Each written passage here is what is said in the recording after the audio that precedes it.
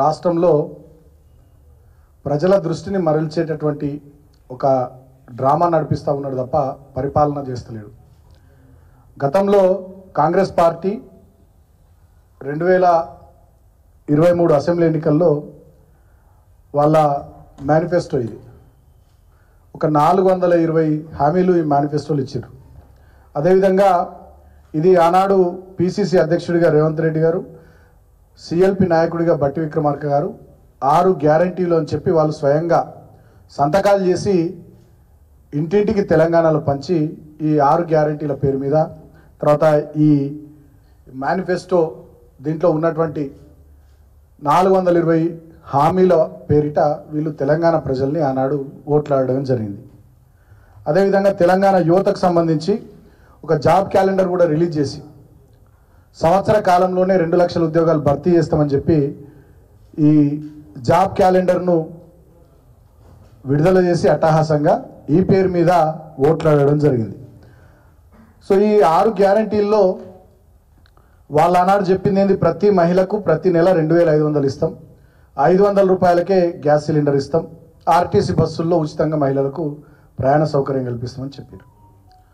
So పేరుకే RTC బస్సుల్లో మహిళలకు ఉచిత ప్రయాణం అన్నారు, కానీ చాలా బస్ సర్వీసులను రద్దు చేశారు. ఆనాడు తెలంగాణలో మా ప్రభుత్వం ఉన్ననాడు ఎన్ని బస్సులు ఉండేనో ఆర్టీసీలో, ఇవాళ ఒకసారి మళ్ళా లెక్కలు చూస్తే 9 నెలల వీళ్ళ ప్రభుత్వం బస్ సర్వీసుల్ని తగ్గించారు. దానివల్ల ఇవాళ ప్రయాణికులు మహిళలు కానీ పురుషులు కానీ చాలా తీవ్రమైనటువంటి ఇబ్బందులు పడుతూ ఉన్నారు. ఇక ఇప్పటి వరకు ప్రతి మహిళకు 2500 ఇచ్చింది లేదు, 500కే గ్యాస్ సిలిండర్ అన్నారు, దానికి అతిగతి లేదు. రైతు భరోసా పేరిట 15,000 రూపాయలు రైతులకు, కౌలు రైతులకు ఎకరానికి ఇస్తామన్నారు. వ్యవసాయ కూలీలకు 12,000 ఇస్తామన్నారు. అదేవిధంగా వరి పంటకు 500 రూపాయలు బోనస్ ఇస్తామన్నారు. దీన్ని కూడా అటకెక్కించారు.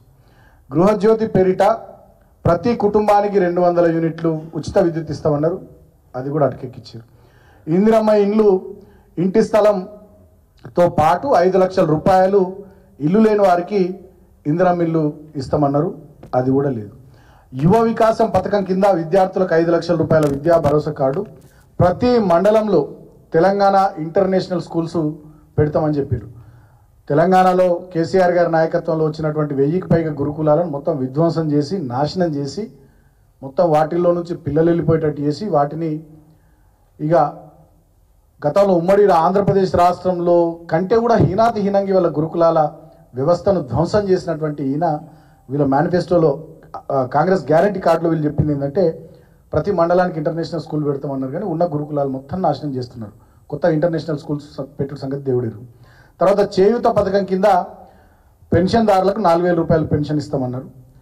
ఇప్పటి వరకు ఒక 2 నెలల 2,000 రూపాయల పెన్షనే ఈ 9 నెలల కాలంలో ఎగ్గొట్టిర్రు. ఇవ్వాల్సినటువంటి 2,000 రూపాయల పెన్షన్ చక్కగా ఇస్తలేరు. తర్వాత రాజీవ్ ఆరోగ్యశ్రీ బీమా 10 లక్షల రూపాయలు అన్నారు.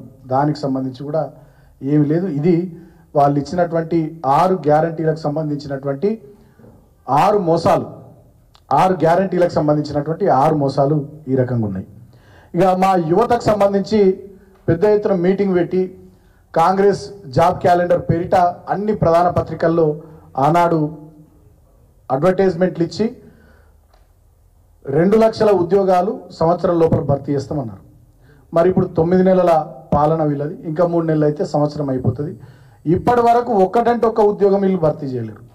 మేము ఇచ్చినటువంటి నోటిఫికేషన్ల ద్వారా ఉద్యోగాల 30,000 పైచీలకు ఉద్యోగాలకు సంబంధించి ఆల్రెడీ ప్రవేశ పరీక్షలు, ఇంటర్వ్యూలు అన్నీ పూర్తయి గవర్నమెంట్ వచ్చినాక అపాయింట్మెంట్ ఆర్డర్లు ఇచ్చేది ఉండే.